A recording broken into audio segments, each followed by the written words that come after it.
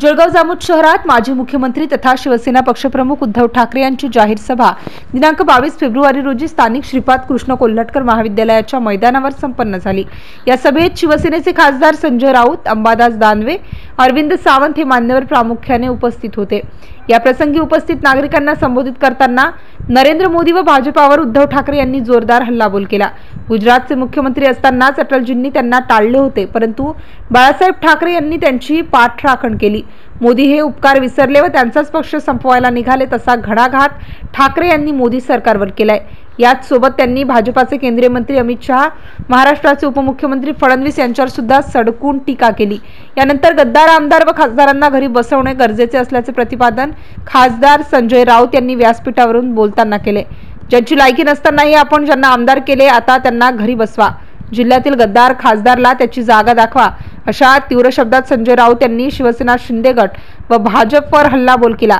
उद्धव ठाकरे यांच्या या जाहीर सभेला जळगाव जामोद विधानसभा मतदारसंघातील असंख्य नागरिकांची प्रामुख्याने उपस्थिती होती। नाक्यावरती चौकामध्ये ज्या पद्धतीने माझं स्वागत होत आहे ते बघितल्यानंतर मला खात्री आहे की छत्रपती शिवाजी महाराज, जिजाऊ आणि हिंदू हृदय सम्राट बाळासाहेब ठाकरे यांना अभिमान वाटेल असं काम या निवडणुकीत महाराष्ट्र करून दाखवेल आणि दिल्लीच्या हुकुमशाला महाराष्ट्राच्या मातीमध्ये गाडून टाकेल ही खात्री बाळगतो आणि आपली रजा देतो। जय हिंद, जय महाराष्ट्र। लाल आमदार घरी बसणार। गेले 15-20 वर्ष आपण आमदाराला निवडून देत नव्हता, तर एक दलाल निवडून विधानसभेत पाठवत होता आणि तो दलाल काय करत होता हे आपण मागच्या 1.5 वर्षापूर्वी सुरत आणि गुवाहाटीला पाहिलं। मग अशा अंबादास दानवे यांनी सांगितलं आणि मी सुद्धा एकदा टीव्हीला पाहिलं, गाढवासारखा एक माणूस ओझी घेऊन बॅगा घेऊन फिरत होता आमदारांच्या मागे, गद्दार आमदारांच्या मागे। मी म्हटलं कोण आहे? अरे हा कोण आहे? गाढव कोण आहे? एवढं बॅगा हे ते घेऊन ते म्हटले हा जळगाव जामोदचा आमदार आहे, भारतीय जनता पक्षाचा। आता या दलाल गाढवाला घरी बसवणार की नाही? इथे कोणाला निवडून देणार?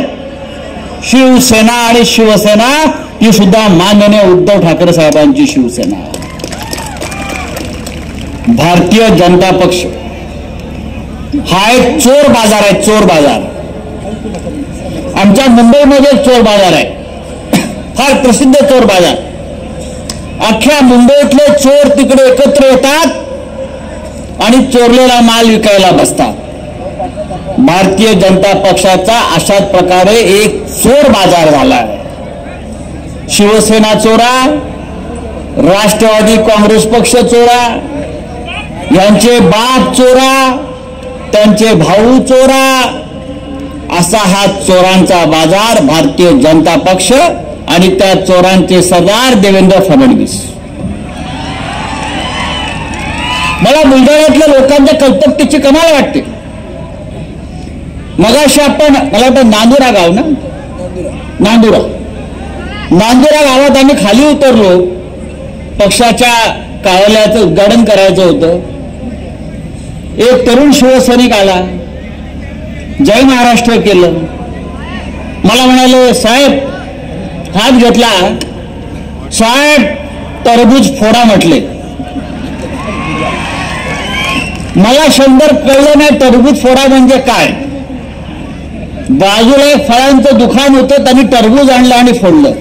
असं टरबूज उद्याच्या निवडणुकीमध्ये साहेब फुटलं पाहिजे, ही जबाबदारी तुमची आहे। बुलढाण्यामधला खासदार असेल, गद्दार झालेला, बुलढाण्यातले आमदार असतील ज्यांची लायकी नसताना आमदारक्या मिळाल्या, शिवसेनेच्या नावावर जिंकून आले, ते यापुढे लोकसभेत आणि विधानसभेत जाता कामा नये। महाराष्ट्र संकटात आहे, देश संकटात। गद्दारी केलेले आमच्यातले गेलेल्या लोकांच्या बॅगा उचला, आणखी त्यांची सगळ्या सुरतेला व्यवस्था करा, गुवाहाटीला करा, आणखी कुठं कुठं करा। वाटतं एवढंच काम तुम्हाला सोपवलेलं आणि जनता या निवडणुकीनंतर सुद्धा त्याच कामाला तुम्हाला सोपवणार आहे. या भागातील जनतेचे अनेक प्रश्न प्रलंबित आहेत. मागच्या काळात अतिवृष्टी झाली असेल, परंतु या मागच्या महिन्यात सुद्धा या ठिकाणी अतिवृष्टी झालेली आहे, गारपीट झालेली आहे. कोणी आलं होतं, कोणी पंचनामे केले, कोणी मदतीची घोषणा केली. कुठं फिरतात हे लोक? दलाली करत मुंबईला फिरतात. परंतु या भागात मागच्या काळात ही अतिवृष्टी झाली, मागच्या काळात शेतकऱ्यांचं नुकसान झालं. परंतु महाराष्ट्रात काही ठिकाणी जे फेब्रुवारी महिन्यात झालं ते नुकसान या जळगाव जामोद मध्ये सुद्धा झालं. परंतु याला विचारायला कोणीही या शेतकऱ्याला वाली नाही. आणि या जळगाव जामोद असेल, हा बुलढाणा जिल्हा असेल, हा सातत्यानं शिवसेनेची ताकद देणारा, ताकद वाढवणारा जिल्हा आहे. म्हणून गद्दारी झाली असेल, गद्दार गेले असतील, परंतु या भागातील जनता सातत्यानं शिवसेनेच्या मागे राहिले. कारण उद्धवजी ठाकरे साहेबांच्या नेतृत्वाखाली या महाराष्ट्रात उद्धवजी ठाकरे साहेब